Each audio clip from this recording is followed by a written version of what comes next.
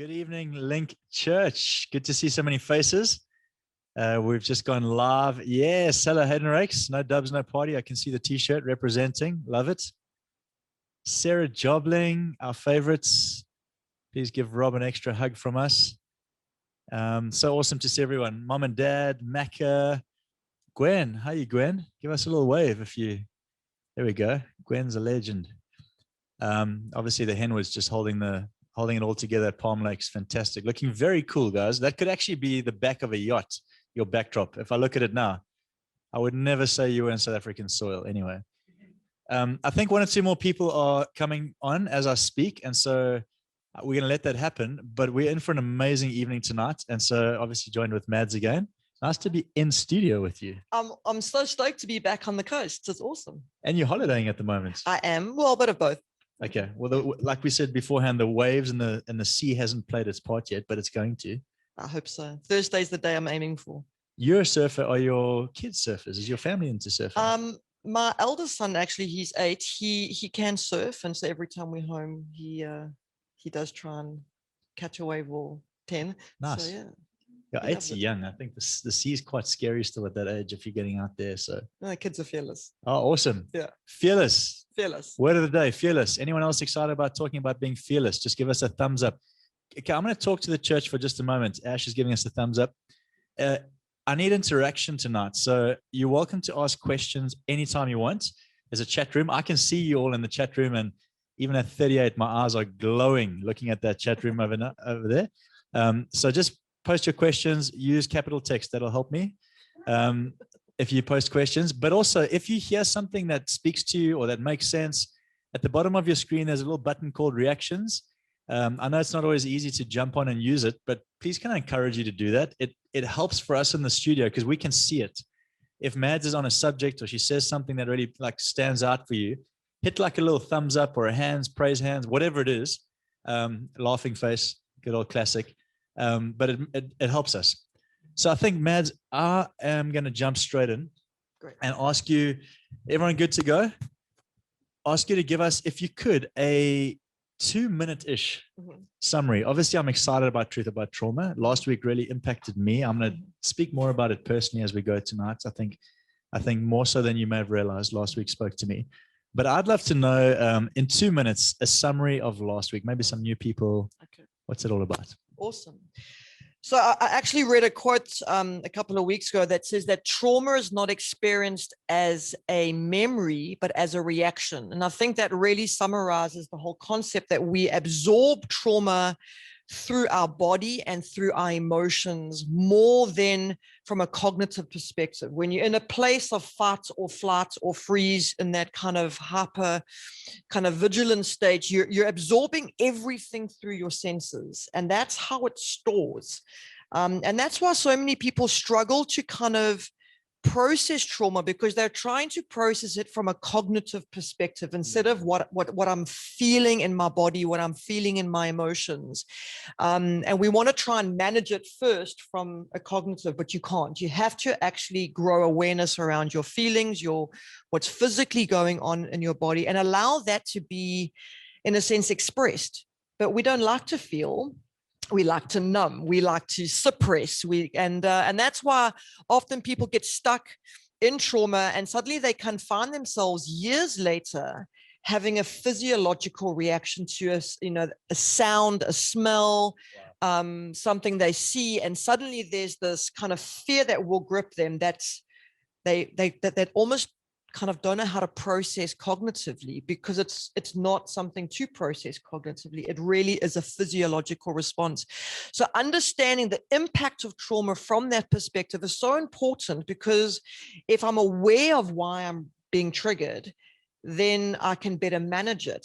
But most people don't. They just kind of push through it, and it just builds. It kind of just creates deeper fears. And so, yeah, I think understanding that physiological perspective of trauma is so key to kind of the journey of healing. That's great. And I think, like you say, I like how you say it's an experience. Like, it's an experience. That's really powerful, because trauma not dealt with ends badly, right? Yeah. We don't want that. No. which is why I've loved this course, because we're looking at what is trauma. And some of us actually, this was part of my story from last week, is there've been feelings or emotions or experiences along the way that are probably triggers of some form of trauma, and big and small. I think most people, when they think of trauma, they picture the ER room, like person gets wheeled out the ambulance, everything's falling apart, ER room. But can trauma be a little bit more subtle than that at times? Completely. And so from a perspective, and from a kind of how I perceive any kind of life events, if I've been in a car accident, if I've been chased by a dog, if I've been held down by a wave, and I perceived it as life-threatening, then it will cause some level of trauma. If my vision to life is to be a mother and I can't fall pregnant, it's trauma. If my vision is retirement in 5 years and everything I've invested in is gone, it's trauma. If my vision is to play first team rugby and now sports is cancelled, it can be trauma. So from a scale perspective, we often want to go, well, it wasn't really life or death, but when it's impacting emotions, especially to even dreams and visions and expectations of life, and there's death there, it can be traumatic. That's amazing. Well, I love that this is what it's all about. We're learning to identify trauma, the truth about trauma, but also some practical tools to move us through it. Last week was really amazing. I love the last kind of, I don't know where we were in the conversation of trauma, but I loved how you spoke about that feeling space, like seeing the feeling, like letting them identify it, affirming the feeling.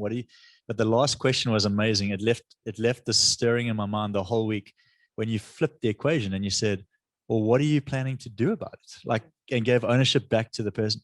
So I guess to say to all of us here tonight, hopefully what Madz says and everything that she's unpacking for us encourages us, brings awareness to us. But more than anything, I hope that she gives us the permission as a church community. We certainly want this to become something we become good at, to take ownership of or responsibility for managing and processing trauma.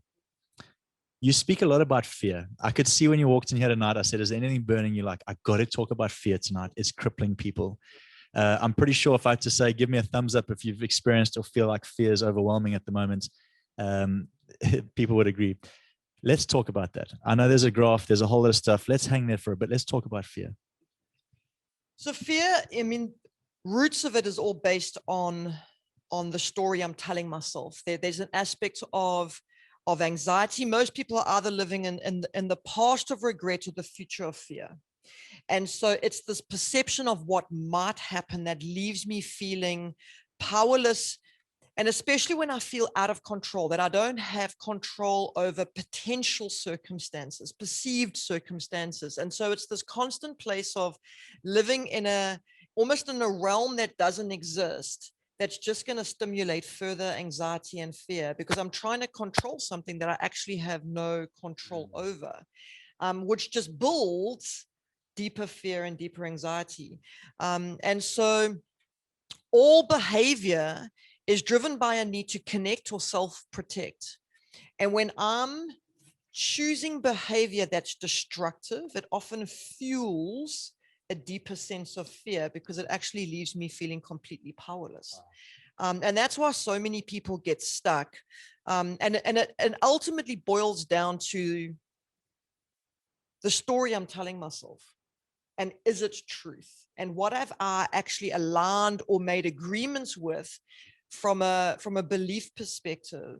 And if it's not according to truth, then it's going to be according to death, to lies.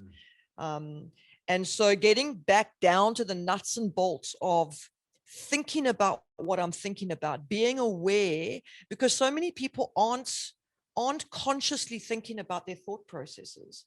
So in a sense, they are victim to their minds. And if their minds are kind of ruminating and stuck on all sorts of thoughts, then they're going to, in a sense, go on some kind of a crazy roller coaster there. There's more. Can I interrupt you? Can you give us some of those thought examples? Okay. Like, give us classic thought examples that seem to just churn in people's minds that you have seen consistently. Are there consistent kind of thoughts that seem to cripple people? So I think a lot of times when a person doesn't know their own value or worth, or they don't have a deep trust in kind of understanding who God is, and at the same time managing the reality of this broken world they live in. And so, we live in a world that wants to numb the reality of what's going on around us. So if I can numb it, suppress it, anesthetize it, Botox it, deny it, whatever it is, then I feel like I'm in control of something that I actually have no control over. And so it's not trusting in God. It's not having a firm foundation. And I think this worldwide COVID storm has revealed the strength of people's foundations. And actually, so many people are building their identity on everything else but a firm foundation. And so now that it's cracking, there's the sense of, I'm not good enough. There's something wrong with me. I don't belong. I'm always going to fail. And so I've actually seen people oscillating from almost extreme performance driven to completely avoidance living. And when we're in avoidance living, we're actually living in a prison of fear, because we fear failure, we fear abandonment, we fear that we're the only one struggling and there's something wrong with me. And it's, it kind of keeps people in this, well, let me just keep pretending, or let me just deny. So those are the classic defense mechanisms around it, because I don't actually want to be brutally honest about what's going on behind the scenes. I think right now, what you've just described on the back end of that, pretending, denying, hiding, whatever it is, I'm gonna take the liberty of making a generalization to say all of us in this room with you right now have played that at some level. All of us, myself included, as your pastor. Don't tell anyone if you're in the Zoom room, the church thinks I'm perfect. But for sure, I think there is that. How do we get through it? Like, yes. Let's talk about this. How do you process through those feelings of shame and guilt and I'm never going to make it, I'm going to fail every time, which, like you say, have surfaced particularly badly in this season, but just tells us they've been there all along. We've just never had to deal with them. I think the biggest lie that the enemy wants people to believe is that their value is determined by their behavior. So the second your value, who you are, your self-worth, your identity is based on a behavior, and now my behavior is cracking or falling or whatever it is, then I'm going to automatically go into hiding, blaming, covering, denying, masking. The more we get in touch with knowing that our value has got absolutely nothing to do with performance, failure, or anything in between that, it leads to liberated living. Because I now no longer have to earn my worth. And so if I'm earning my worth, then I'm going to go automatically back into fear. If I know securely the foundation that my identity is built on, then no matter what rocks my boat, I'm secure. So whether I achieve the best and then I'm worried about somebody else getting better, it's not going to threaten my identity. If I fail again, it's not going to threaten I always claim I am a confidently bad speller. It doesn't take away from who I am, but there were many years that I was like, I got to get everything edited because I'm petrified of people see, how can a teacher be somebody who can't spell? Well, now I actually claim it because it doesn't determine who I am. And so it's liberated me into a greater place of freedom to just be who I am, because that doesn't define me. And so it goes back to just knowing your identity on a firm foundation versus living a performance-based identity. That's great. So you have that graph that you speak about that kind of unpacks this whole thing. Can we take a moment to talk through it? I think it looks really cool. It's going to help us. Cool. So it's actually a cognitive behavioral therapy tool. Ash, I don't know if you can pop it up, but there are 5 key things to be aware of. And I'm going to just take you through all of these.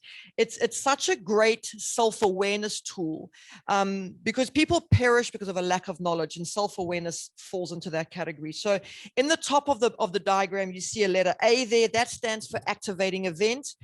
And basically what this encaptures is any trigger in your world, So whether it's kind of performance reviews, whether it's COVID, whether it's the death of someone, whether it's your children behaving badly, it doesn't matter what it is. Everyone's got some kind of a trigger in their life that really wants to get them. B stands for the story you're telling yourself. Now, I want to just press pause between A and B, because it's a very kind of vulnerable space in our minds. And it's a space that most of us don't give a lot of time to. It's kind of a space I call mind the gap, because there's this gap in our minds between an event and the story I tell myself that is literally about life and death. So every time we go through any kind of experience, the first thing that's going on in our minds unconsciously is we're asking why questions. Why is this happening? Why is God allowing COVID? Why did my spouse have to die? Why did my business get kind of hit by the riots? Why did my child end up with, we're always asking why questions. And this is a space where thoughts start to come into our minds.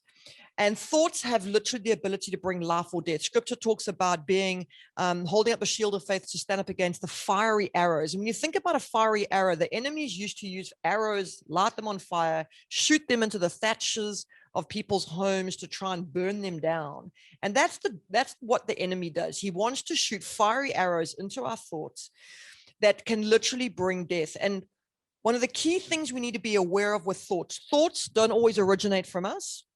So we need to ask, what is the source of my thought? And is it bringing me life or death? Is it bringing me peace? Is it bringing me fear? And the only power a thought has over you is the degree to which you agree with it.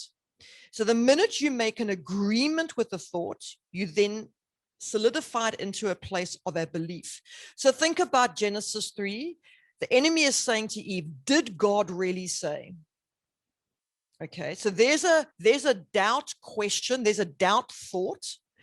And I think it was by verse 6, it says, and she was convinced. So from trigger to thought question, she made an agreement somewhere along the line that actually God's holding out on me. So she's now convinced of that thought, which then led to an action. So being aware of agreements is so crucial in that space, because the minute I make an agreement, it now sets it off into a whole trajectory, which results in the belief. The belief is then going to result in what we call a consequent emotion, which is the C in the model. So now if I make an agreement with something, God's holding out on me, God's not good, I'm not good enough, whatever the story I'm telling myself is, it's going to produce some kind of a negative emotion, which will result then in, and it'll influence how I behave. And I spoke around just now how all behavior is driven by need to connect or self-protect. So how I choose to behave is either going to be constructive or destructive. Now, when I'm choosing behavior that's destructive, it's going to have an effect. So I want to give you a simple example that I often use just from my story. I grew up in a very dysfunctional home, had a bad relationship with a mom, to the point where I was convinced I was adopted. It's a true story. So I'm 12 years old. I actually go looking for my adoption papers. I'm that convinced. I don't find them because I wasn't adopted, but I do find my birth certificate and my parents' marriage certificate, and they're 6 months apart. The thought that comes into my mind is, you're a mistake. That's why you don't belong. And so I've always had this feeling that I didn't fit in, that I don't belong. And so I then agree with the thought, I am a mistake, which then becomes now my belief, which produces the emotion of insecurity, fear, anxiety, hurt, disappointment, which results in a behavior of just emotionally shutting down, withdrawing, pulling away, because that's what mistake people who have an identity that don't belong do. The effect of that resulted in kind of relationships being very distant, very shallow. And this is what people don't realize, is that when I'm choosing a behavior, the effect of my behavior is going to impact my world. So if I'm pulling away from relationships because of a fear, it's going to also result in people avoiding pushing in because they go, oh, well, she doesn't really want deep friendships. And so when people now stay at arm's length from me, that becomes the evidence to back up the story I'm telling myself as truth. And this is what keeps people stuck in destructive cycles. So if I'm choosing not to push in, I'm choosing to hold back, if I'm choosing not to kind of, if I fail and the story I'm telling myself is nothing I ever do is good enough. So what's the point of even trying? That's now the self-protective behavior. I'm not going to give of my best. I'm going to just avoid. I'm going to live a very minimal life. The fruits of that is not going to be great, which again fuels and in a sense strengthens the belief I'm telling myself. Well, you see, nothing you do is good enough. You see, you're nothing. And so when I choose an avoidance living lifestyle now, what I don't realize is avoidance long-term triggers my deepest fear, which is failure. But I choose avoidance because I'm afraid of failure. And this is where people get stuck in self-destructive cycles that keep robbing and literally spiraling them down further and further and further. The mind has the ability to gather any evidence to back up the story it's already telling itself. That's crazy. And that is so true. I can resonate with that. Yeah. I can be going through anything. I can have the slightest thought that's negative. Yeah. And my mind backs it up. It gives me a full newsreel of why that thought is true, you know? And then you're going, you see, that person never returned my call. You see, that person never invited me to that. That's because I don't belong, or that's because, and so, yeah, we become stuck. Well, that's incredible. Look, I'm just looking at some of the comments on the screen here. People are saying, so good, drop the mic, Mads. That's awesome. Profound. This is good. So they're really enjoying this. That was when you were talking about identity, which tells me that there's a lot more to say about that. And I was thinking when you're talking about identity, that when someone is sure that they're secure and is able to say that, or feels they need to say that at the expense of somebody else's peace, the question begs to be asked, are you really secure? You know? Yeah. So, because I do think that is the subject of being secure or insecure is one that the world talks about a lot. Are they just insecure? Oh, they're very secure. But when somebody who's not sure what they are has to tell everyone they are and ruins the peace of the room. And I've been that person at times where I'm like, guys, I'm good. I'm totally okay in this moment. And everyone's feeling uncomfortable because I'm getting angry. And I think there's I'm just saying this to you, but I'm actually talking to everyone that's watching, Mads. Anyway, I got some questions. One of the questions somebody is asking, this is really powerful and interesting, actually. They said, my kids have asked me to stop crying and stop playing sad music. They're telling me it's ruining the atmosphere of my home, but I'm processing real emotions. Yeah. What would you say to the mom in this equation, or dad? I'm not sure if it's a mom or dad. Yeah. Look, I think children tend to take their cues from their parents in the sense of going, what's healthy, what's scary. And if a child doesn't understand a why, so why is mom feeling this? Why is she crying so much? It can cause them to feel a sense of panic because they want to know somebody's in control. And if it looks like the person that they're dependent on is not in control, it's going to make them feel insecure. So sometimes, I mean, what I've just often done with my boys is I'll explain to them, this is what I'm feeling right now. Children need to know that you're not God. And in a sense that you bleed, that you feel, that you have good days, that, you know, because it's going to give them permission to also feel the same. And if you can model to them, so this is what I'm feeling, this is what I'm needing, this is what I'm doing, then it gives them handles and processes and tools. So there are times where I'll just climb in the bath, I'll light a candle, I'll put on a song, like a worship song, and repeat. And I'll say, right, this is mom's time to just, I need to hear from God in this because I'm feeling a little bit overwhelmed, and he's my base. That's great. And so if a child kind of go, okay, well, that's what mom does, then I'll take my cues from that.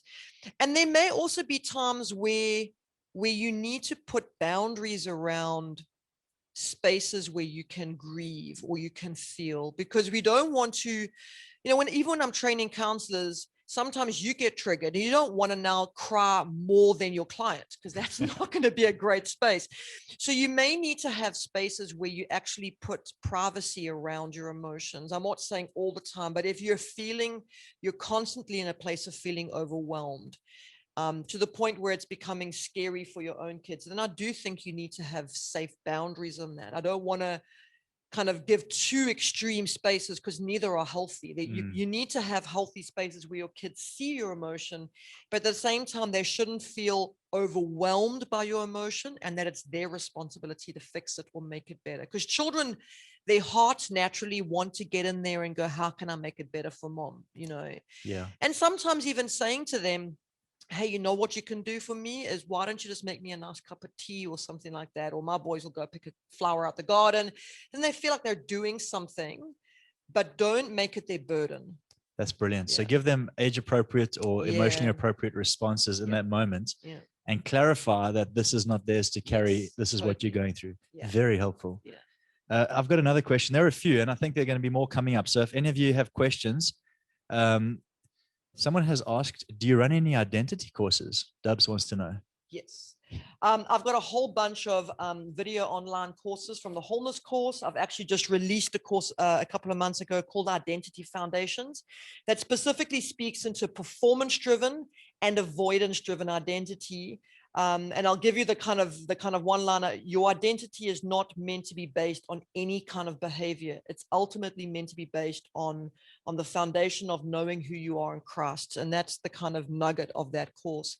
So yeah, and then I've got just some kind of great mental health courses. So they're all short, 10, maximum 15-minute videos, lots of reflective questions to help you process.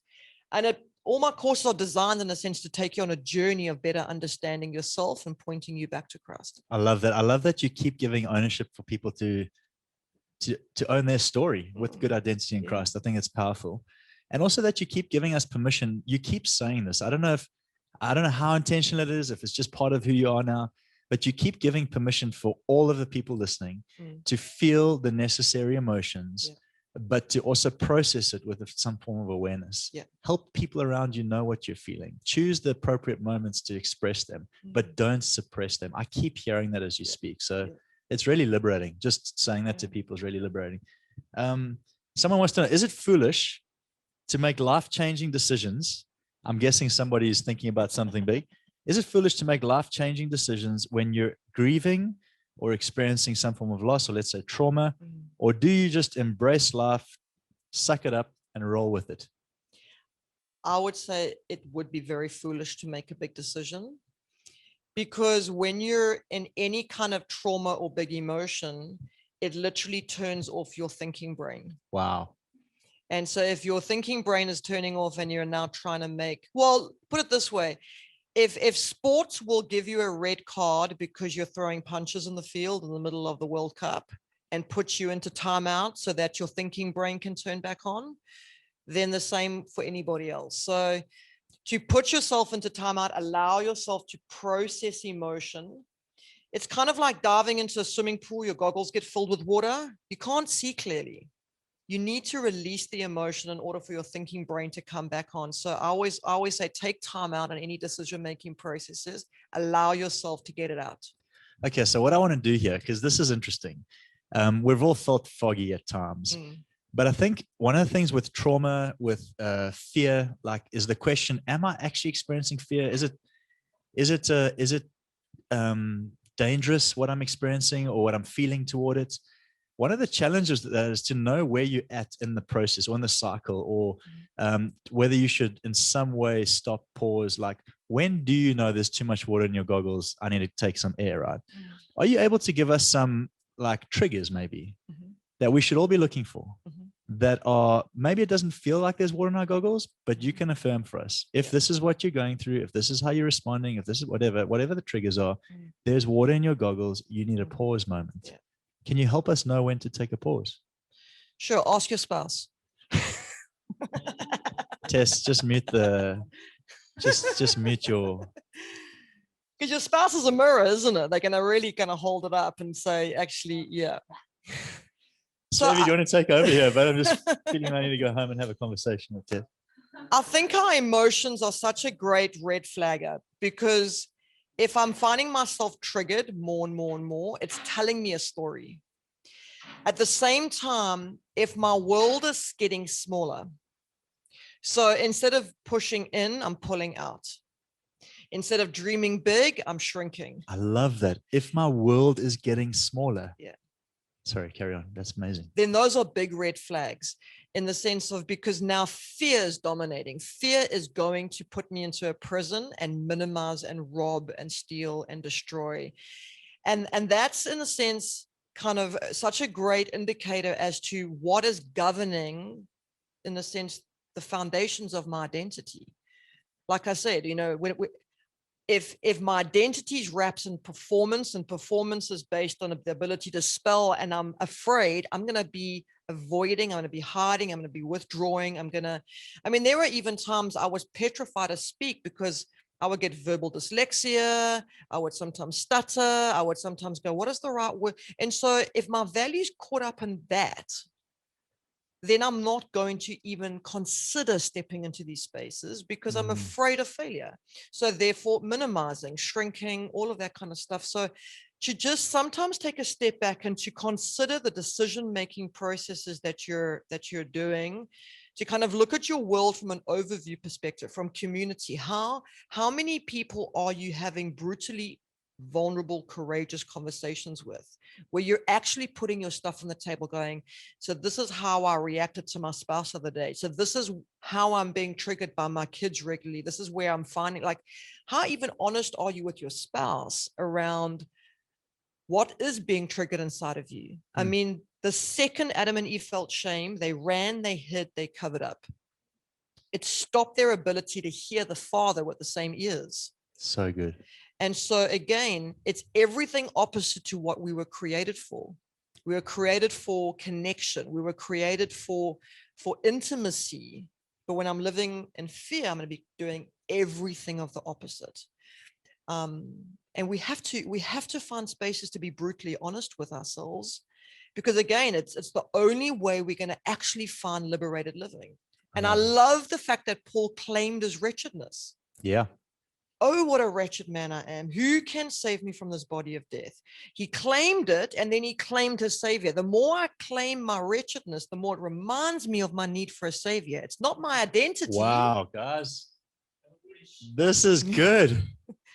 It's not my identity claiming it. It's not who I am. I am declared righteous, but it's my woundedness. It's my brokenness. And it's a tension that I have to manage. My tension doesn't determine my truth. My truth determines my identity, not my tension. So I don't need to fear my tension. I always say, when it comes to even your kids, tell them two key things: that they're loved and that they have a propensity to sin. Because if you deny your propensity to sin, then you're going to constantly hide it. That's brilliant. And I don't want my kids to hide anything, because if they're hiding small things when they're little, they're going to be hiding big things when they're older. And so I want them to be able to bring their stuff, because we all got stuff. In our family, you can ask my boys anytime, so does mom mess up? And they go, oh, big time. But in our family, if you fluff it, you fix it. Oh, wow. And you own it. Because then there's so much, there's so many bombs going off as you're speaking, bombs being truth bombs. I feel like we need to do a series around some of this stuff, like do a series called Bring Your Stuff. Yeah. And just encourage the community beyond the religious church ones. Not that you are, I mean, I'm talking to others, to just bring your stuff, own it. Like, we're mixed up, guys. Yeah. But we've got an awesome, gracious Savior. Completely. I actually just want to say something quickly. Yeah. I'm sitting in the room chatting to you, and I can feel God's presence moving in this conversation. I can feel it. And so I just want to honor the gift that's on your life just in this moment. I just want to appreciate that whatever you've done to open your heart, open your hands. I know you stepped out to start something new. I can see God's hand is all over it. And don't stop. Thanks, man. That was just a little side note. Thank you. I really feel that. And it's really blessing us. I'm going to keep going with some questions here. Are you guys enjoying this? Can I get a thumbs up? Let's test your reaction ability. Oh, I got some clapping hands. That'll do. That'll do. Okay. So how about this one? How can you help someone who's navigating trauma, or you perceive to be navigating trauma, but they aren't fully recognizing it in themselves? How do we approach that? I want to link this to another question Mark actually asked me earlier. He said, how do we as a church community be proactive and healthy in this conversation? And I think it's linked to this. How do we approach people that perhaps are navigating trauma, haven't recognized it yet? How do we as a church do this well? I think one of the key things that we need to do more of is to have so how you really doing conversations. Because most people are going to start off saying, I'm fun. And we know that fun stands for feeling insecure, neurotic, and emotional. And so I think to press pause and ask the question again. So how, like, actually, how are you really doing? I want to know. I think most people are afraid of being a burden. And so again, they want to just hold back. They're afraid of being rejected, so they want to hold back. And if we can become more intentional around the how you're really doing, I think that's going to be helpful. And again, self-awareness. If you're not pushing into community and you don't have people that are close to you that can actually hold up the mirror, you know, I mean, I've got about two friends that I have.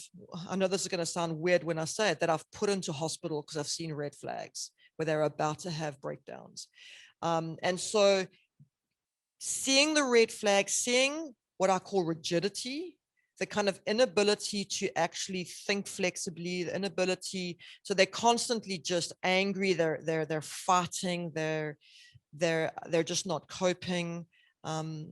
Those are all just classic signs that a person's stuck in that destructive cycle. Because again, it's really hard to think creative when I'm living in fear. And then again, people just stay in these cycles, their worlds become smaller.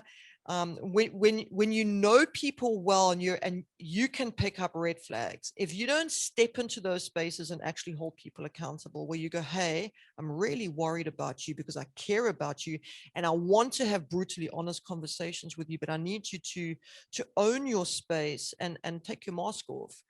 Then people are going to stay stuck, you know. And I think we have to push in. I like what you said there, because to ask someone how you're doing and then they say fine, and then you go, how are you really doing? It can get a little bit, if you're on the other side of that, it can be a little bit like, hey, don't press me. I'll talk when I need to. Yeah. But I like what you said, the approach to it by saying, hey, listen, I love you like more than you know. And I've had you on my heart. And I need to know from the bottom of your heart that you're doing okay. Yeah. Are you all right? Yeah. I think that changes the whole approach. It's Completely. not just how you're doing. Yeah. It's I'm letting you know right now that I know something's up. Yeah. I can and I'm asking you to give me permission to find out more about this. Yeah. I think that's really powerful. Yeah. People are asking questions around their kids. You gave some flags for adults, or I suppose for everybody. My question is going to be, is it the same?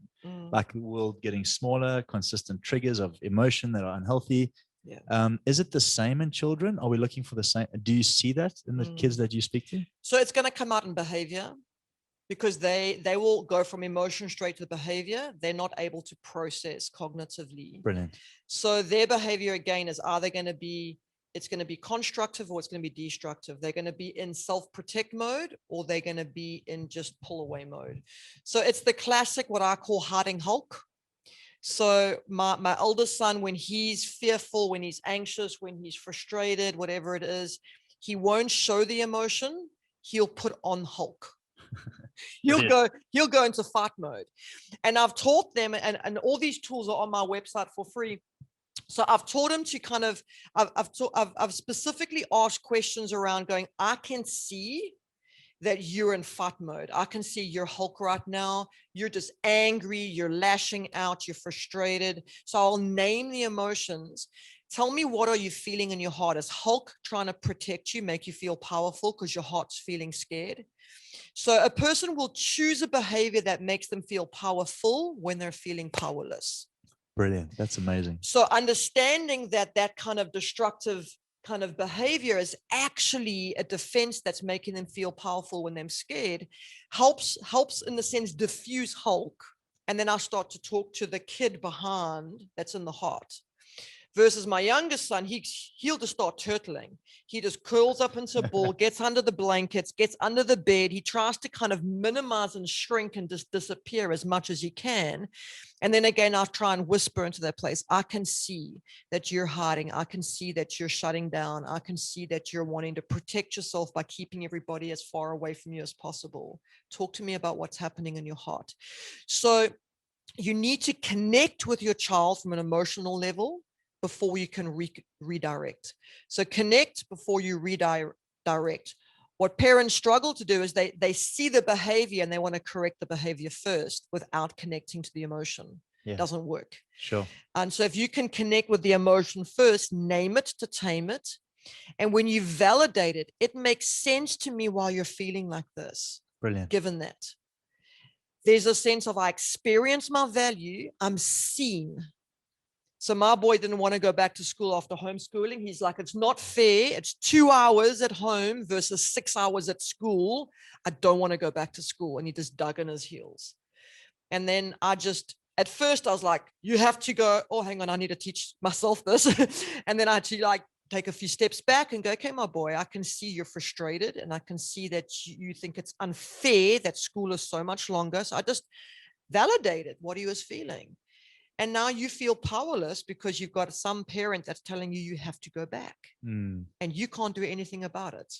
That must be super frustrating. And now you just want to feel powerful and take the power back. So there's always a power struggle. Children want to feel some sense of I'm in control of my world. And same for us as adults. It's no different. So this is good for us to all know. Like, this conversation is awesome. The cognitive thing that you keep mentioning, you keep saying kids don't have cognitive ability at that age. What is the age that we can start expecting people to engage cognitive responses, which is, if anyone's listening going, cognitive is a big word. I thought so too until I studied it. Cognitive kind of just means the ability to process information in a tactical way, right? Yeah. I can actually strategize my way through this cognitively. Yeah. That's not the doctor's version. That's my version, Mads. But at what age can we start expecting people or helping people to cognitively process, which also means up until that age, we've got to give kids a lot more permission not to. Yeah. Well, I think your brain's only fully developed about 23. So it's a great trump card if you're trying to have a rational conversation, even with the teenagers. It's like, look, your brain's underdeveloped. I win. No. So yeah, I think self-awareness is so cool. You know, if you don't have good self-awareness, to have a rational cognitive conversation with a 40-year-old is not going to be great. Oh, wow. So so here's another interesting thing. I can have a cognitive conversation when I'm dealing with work issues, but I can have an irrational conversation as a 40-year-old when I'm dealing with emotional conflict. I was going to ask you about because this. of the wounded child. So it's actually a new course I'm about to launch. Imagine inside of you is one of those old stereographic equalizers, you know, those columns that bounce up and down with a bass and treble. Now, if at the age of 5, no one teaches me how to count or how to add and how to do basic maths, and I never ever get taught that at school, I can be 45 years old, but have the math ability of a 5-year-old. If no one's ever taught me how to process emotion or deal with conflict or regulate my emotions, I can be a 45-year-old, but still have the emotional capacity of a 5-year-old. So if the age you are where a skill set is not invested into you, so maybe a dad leaves because of a divorce or a death, and now there's no one speaking into an identity foundation, I'll carry on growing chronologically, but I'll stay stunted at the age that, in a sense, I wasn't invested in. And that's the wounded child. Wow. And so, again, I can cognitively process in one area, but fail in another according to my own inner brokenness. And being aware of trigger points, because you can get somebody that's incredibly street smart in business, but incredibly emotionally mature in their relationships. And so would it be fair to say, because self-awareness keeps coming up, I guess we need some kind of grid to know, are we self-aware or not? Because I'd like to think I am, but the more you speak, I question it. Are things like at a base level, triggers, just knowing what triggers me and how I respond positive, and is that a good self-awareness? Yes. Like, so anyone listening now is going, all right, what's like a entry-level self-awareness check? Would that be one? Do I keep triggering in negative response to certain things? Is that a nice, easy one? Yeah. So I think asking yourself questions like, when I'm in a scenario, do I find myself going onto the defense? Oh, brilliant. Do I find myself trying to justify or rationalize or make excuses?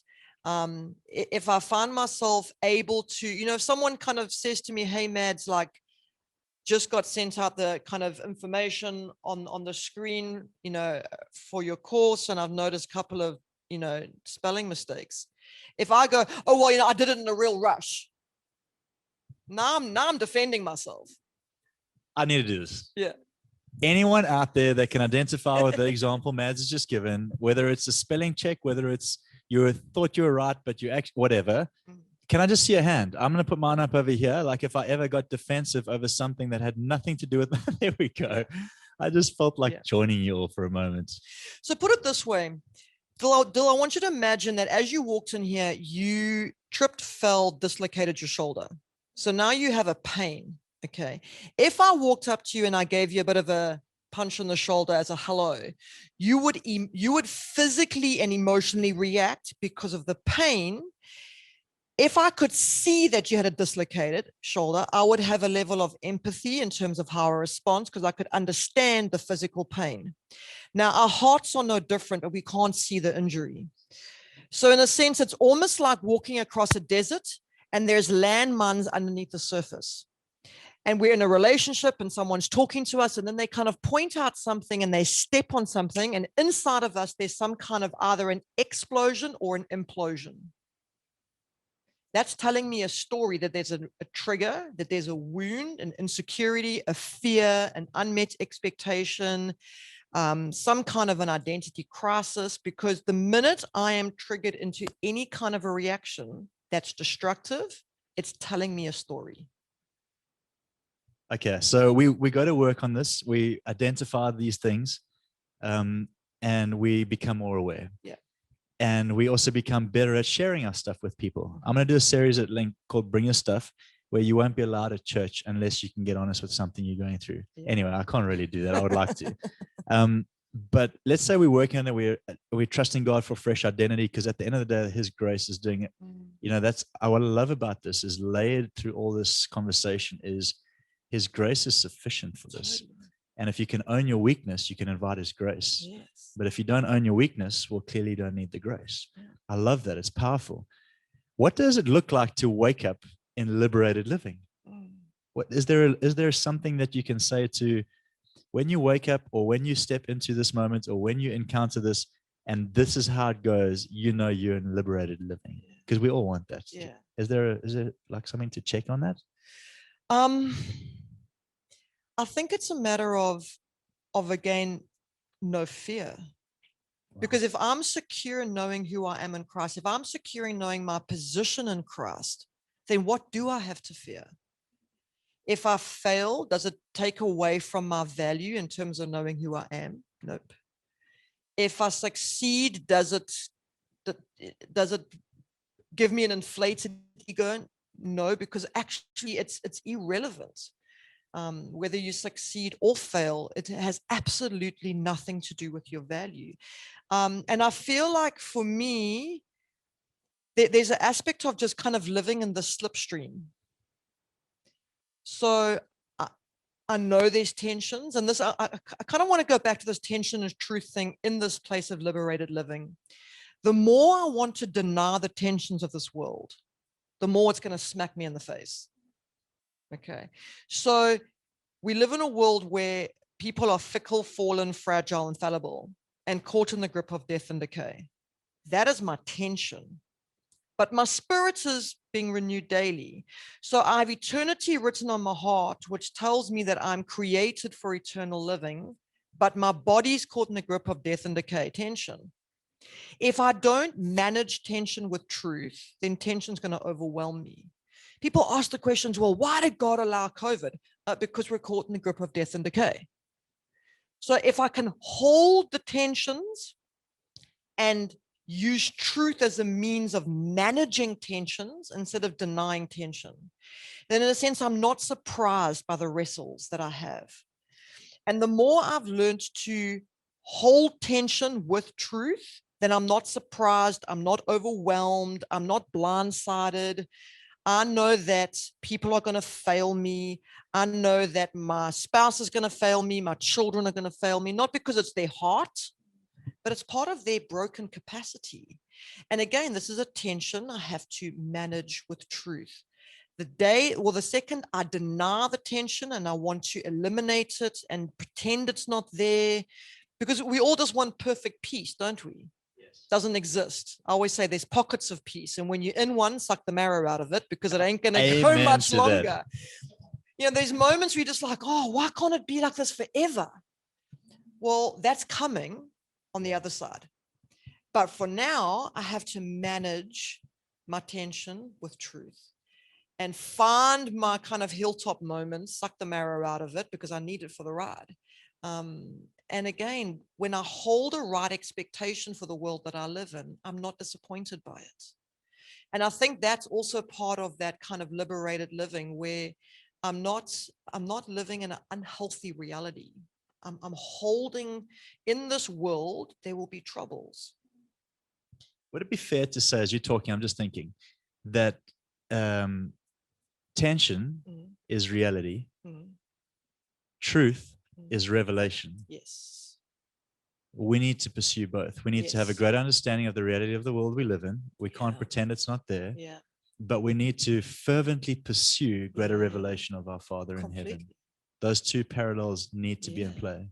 Because revelation will give you wisdom, and we only get wisdom through applying truth. If I don't apply truth, I'm never going to find wisdom. Brilliant. Okay, so the second I apply truth, I'll glean wisdom, which will give me what I need for managing the tensions of this world. And so it has to go hand in hand, because then in a sense, we really do live in a war zone.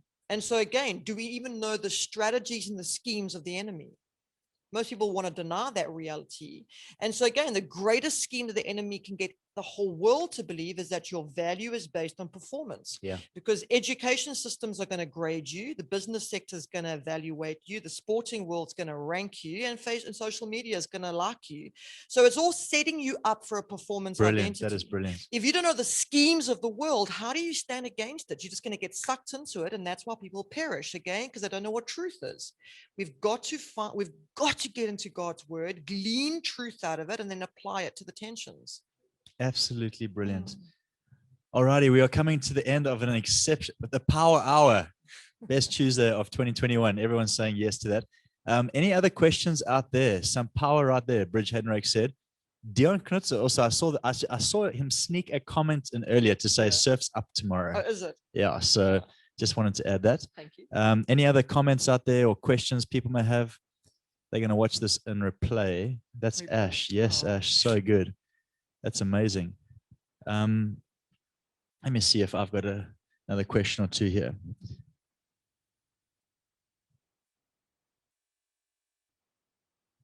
No, I think you've spoken to so many things. I really do. Can I throw one last nugget? I would love you to. I want to speak around heart and capacity. We're living in a world now where people's capacity is running empty. And we end up judging ourselves and others' hearts based on their capacity. And so it's such a dangerous space where if I'm weary and I'm failing you, it's not because of my heart.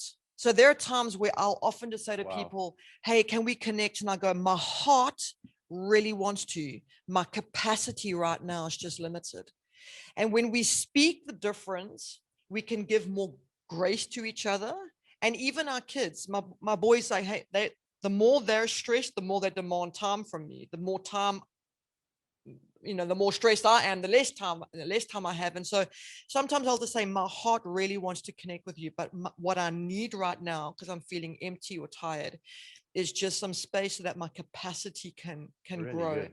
And so being intentional about, in a sense, finding what's causing the holes in your bucket, finding spaces to duct tape those holes so that your capacity can increase, and not to judge your own heart or somebody else's heart by your kind of lacking capacity. So just being kind to yourself and each other's in this season, I think, is so crucial. I love that. Be kind to yourself.